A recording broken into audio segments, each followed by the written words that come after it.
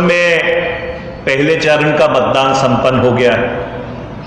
आज दूसरे चरण का मतदान हो रहा है और 6 अप्रैल को तीसरे चरण के मतदान के बाद असम के अगले 5 साल की जो कुंजी है वो ईवीएम में बंद हो जाएगी।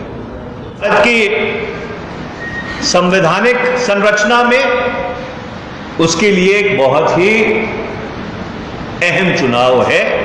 मैं आज आपके माध्यम से असम के लोगों को यह आगाह करना चाहता हूं। दूसरी जो मैं आपसे बात करना चाहता हूं वो ये है कि 2004 से लेकर 2014 तक जब इस देश में यूपीए की सरकार रही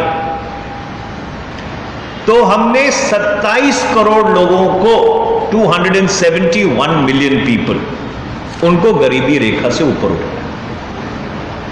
और ये बात मैं नहीं कहता, ये बात पूर्व वित्त मंत्री वर्तमान वित्त मंत्री श्रीमती निर्मला सीतारमण ने अपने पिछले बजट के भाषण में कही। उन्होंने साल की हेराफेरी कर दी, 2006 से 2016 कह दिया, पर वास्तव में 2004 से 2014 27 करोड़ लोगों को गरीबी रेखा के ऊपर उठाया। और ये एनडीए भाजपा सरकार ने पिछले 7 वर्ष में 27 करोड़ लोगों को गरीबी रेखा के नीचे पहुंचा। 10 वर्ष जब यूपीए की सरकार रही केंद्र में, हर साल भारत की अर्थव्यवस्था 7.8% से साल भर साल 10 साल बढ़ती रही। और इस वर्ष भारत की जो अर्थव्यवस्था है उसका जीडीपी का वृद्धि दर -7.7%। मैं ये कहना चाहता हूं कि देखिए इस देश में ऐसा कभी नहीं होता था। बहुत चुनाव हुए, लोग हारे, लोग जीते, सरकारें बनी, सरकारें गिरी। ऐसा कभी नहीं होता था कि सरकारी तंत्र का इतना दुरुपयोग किया जाए। ये जो सरकार के 3 अग्रिम संगठन हैं, CBI, enforcement directorate, income tax, और उसमें चौथा एक और जुड़ गया है, एनआईए। जिस तरह से उनका दुरुपयोग किया जा रहा है, लोगों को आतंकित करने के लिए, उनको भयभीत करने के लिए, उनको डराने धमकाने के लिए, अब आपके सामने ही है। हमारे जो सहयोगी दल हैं उनके एक प्रत्याशी को ही डरा धमका के इन्होंने गायब कर दिया। कभी इस तरह की अनैतिकता चुनाव में नहीं होती थी कि आप किसी पार्टी से कोई व्यक्ति चुनाव लड़ रहा है, उसको आप डरा के, धमका के, आतंकित करके, उस पार्टी को एनआईए की धमकी देके आप गलत तरीके से चुनाव जीतना चाहते हैं। ये एक फासिस्ट प्रवृत्ति है। आज लोकतंत्र के ऊपर एक सवाल खड़ा कर दिया है भारतीय जनता पार्टी। तामुलपुर से हमारे अलायंस के पार्टनर बीपीएफ के प्रत्याशी श्री रामदास बासुमतारी कहां हैं?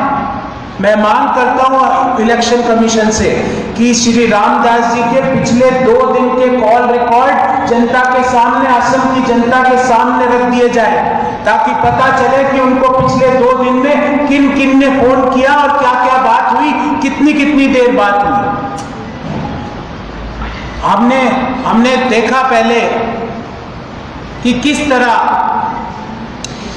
बीपीएफ के चीफ अगमारा जी को, अग्राम जी को बोला गया कि आपके ऊपर एनआईए लगा दी जाएगी, हमारे पास एविडेंस है। हमने मांग करी, वो एविडेंस आपके पास कब आई? गुजराती मामा से पूछा कि वो एविडेंस कब आई? मॉडल कोड ऑफ कंडक्ट के पहले आई तो अभी तक क्यों थे? इसका मतलब तो आप क्रिमिनल ऑफेंस कर रहे हैं। और मॉडल कोड ऑफ कंडक्ट लगने के बाद आई तो आपके पास किस हैसियत से आई? क्योंकि अभी तो पुलिस इलेक्शन कमीशन को रिपोर्ट करती है, आपके पास किस हैसियत से आई? किसने आपको वो एविडेंस दी? कल असम के डीजीपी साहब ने भी एक बयान दिया। उन्होंने क्या बयान दिया कि उनके पास सारी जानकारी है। ये संयोग है या प्रयोग है? 2 दिन पूर्व गुजराती मामा कहते हैं उनके पास एविडेंस है, कल असम के डीजीपी कहते हैं उनके पास एविडेंस है। माननीय डीजीपी साहब, अगर एविडेंस है तो कार्रवाई के लिए क्यों रुके हुए हो? किसने किसने आपके हाथ बांधे हुए हैं? आप सिर्फ ऐसी बातें करके लोकतंत्र को मजबूत नहीं कर रहे हो, आप लोकतंत्र को वीक कर रहे हो। हमारी पार्टी के शीर्ष नेताओं का प्रतिनिधित्व मंडल आज फिर चुनाव आयोग जाएगा। ये सारी चीजों को चुनाव आयोग को अवगत कराएगा। उसकी कॉपी हम यहाँ दिसपुर में जो सीईओ इलेक्शन है वहां पे भी देंगे। असम की जनता कभी भी इस तरह के लोकतंत्र के प्रहार को नहीं सहन करेगी।